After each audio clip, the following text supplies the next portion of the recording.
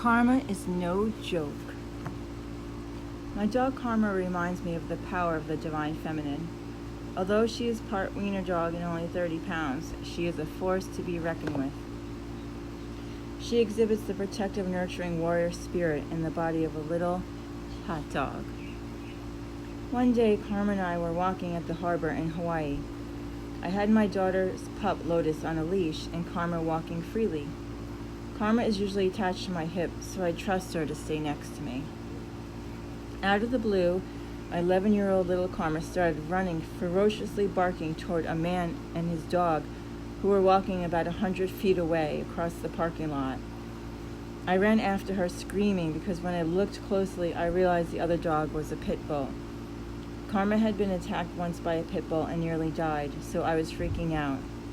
Thank God the other dog was on a leash. When I finally got to her, I apologized to the man. He said, "No problem. My dog is an asshole." Really, that's what he said. Karma must have sensed the asshole dog from afar and was running to protect us. I couldn't believe it. She would have risked her life to protect us. This little dog is so loyal and fearless. I love her more than life.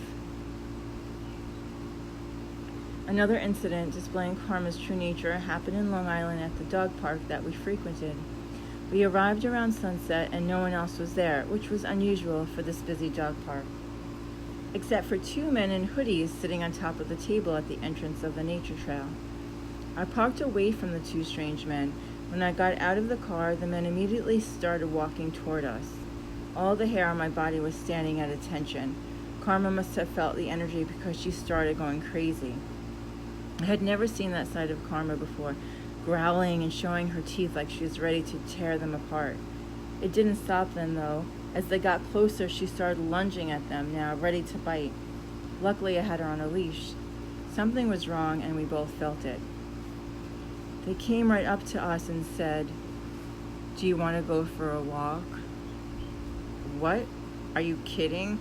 I'm thinking, sure, so you can rape me and chop me up into little pieces and bury me?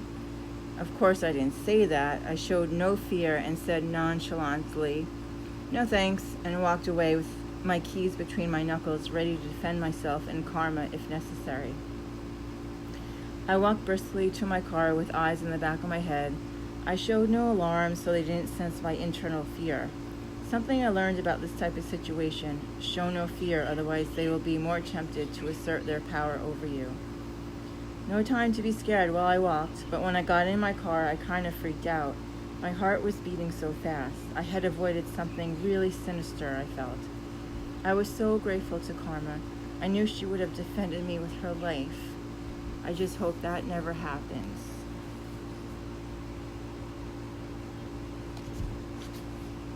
Can you imagine if all the women in the world started to be like Karma, protecting the babies and the children, fearless, loyal, protective, and 100% warrior? That is the divine feminine energy. Some might think of it as weak, but it is the opposite. The divine feminine is rooted in strength and conviction, rooted in her knowing and divine power. Why do you think we refer to nature as Mother Nature?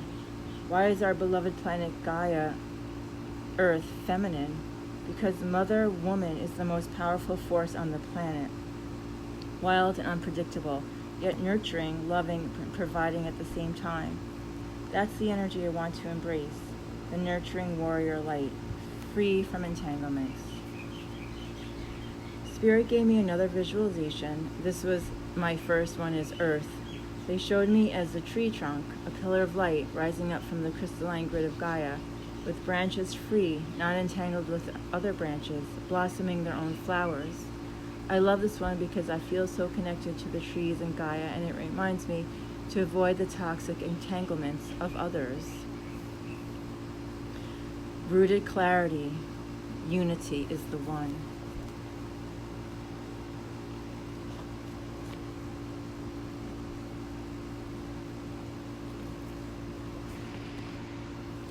It is from this space we can build a new life, a new earth, built on the foundation of wholeness and unity without entanglements, and that was key for me to embrace. This was a new definition of unity for me. I never thought of unity like that, but it makes sense. Unity is found within and is not entangled. I love the metaphor of unity as a candle that ignites the light of others without entanglement. Unity is a pillar of light burning brightly on its own. New VF.